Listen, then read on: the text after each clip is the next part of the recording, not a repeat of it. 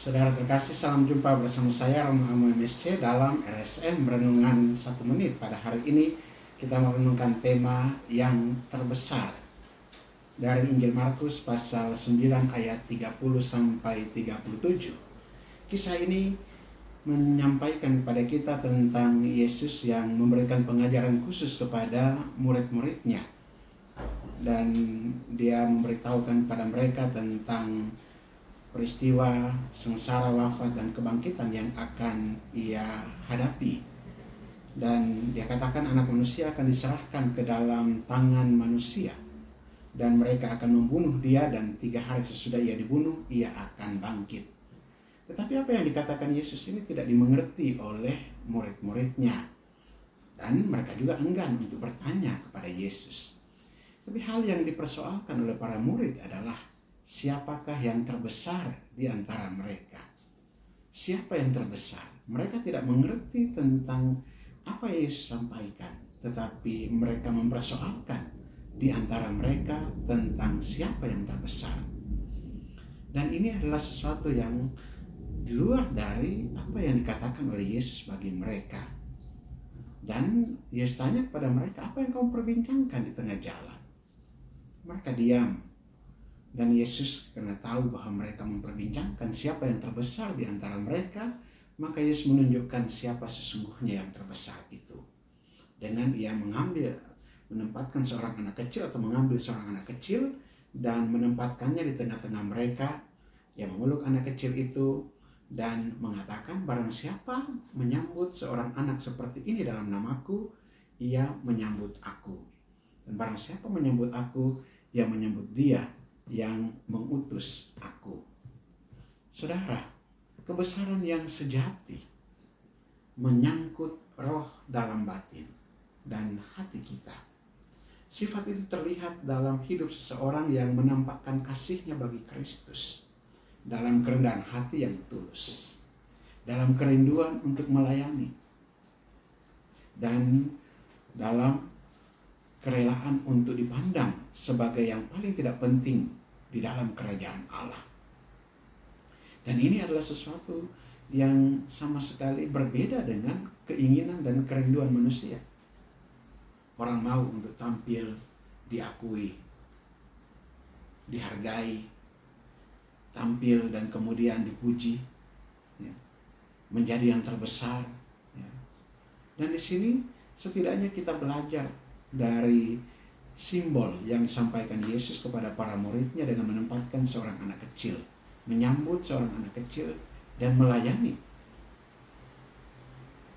Kita setidaknya harus memahami bahwa kebesaran itu bukanlah kedudukan, jabatan, kepemimpinan, kuasa, pengaruh, gelar pendidikan, ketenaran, kemampuan, prestasi, atau keberhasilan yang besar.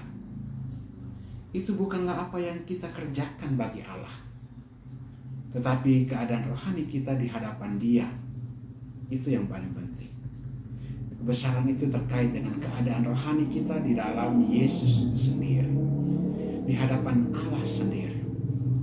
Yang kedua, kebesaran yang sejati menuntut agar kita menjadi besar dalam hal-hal yang benar.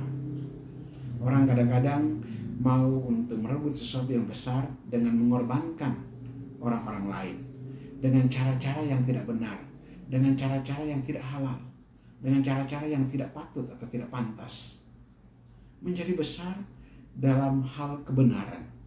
Dan kita perlu belajar untuk menjadi besar dalam iman, kerendahan hati, watak yang saleh, hikmat, penguasaan diri, kesabaran, dan kasih. Itu yang perlu untuk kita tonjolkan, kita kembangkan. Dan itu berarti memiliki kebesaran Kristus yang mencintai keadilan dan kedamaian. Yang ketiga, kebesaran yang sejati menyangkut kasih yang sepenuh hati dan penyerahan diri kepada Allah. Kasih yang sepenuh hati dan penyerahan diri kepada Allah. Itu menuntut untuk terus mengabdi dan setia dimanapun Allah memutuskan untuk menempatkan kita. Karena itu dalam pandangan Allah, yang terbesar di dalam kerajaannya adalah mereka yang memiliki kasih yang terbesar bagi dia dan komitmen kepada firman yang dinyatakan kepadanya. Dan yang keempat, pengabdian diri akan meningkatkan hasil-hasil kita dalam pekerjaan Allah. Namun hanya pada tempat di mana Allah menempatkan saudara dan di lingkungan karunia-karunia yang telah diberikannya kepada kita. Jadi pengabdian diri meningkatkan hasil-hasil pekerjaan di tempat di mana Allah menempatkan kita untuk mengabdi kepadanya. Jadi bukan kemauan kita sendiri, bukan keinginan kita sendiri, tetapi kehendak Allah yang dinyatakan kepada kita.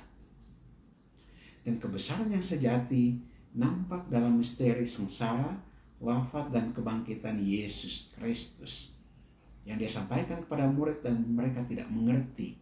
Tetapi jalan sengsara, wafat, dan kebangkitan itulah jalan menuju kepada kebesaran sejati, karena di sana ada pengorbanan, cinta, kasih yang besar untuk penebusan dunia.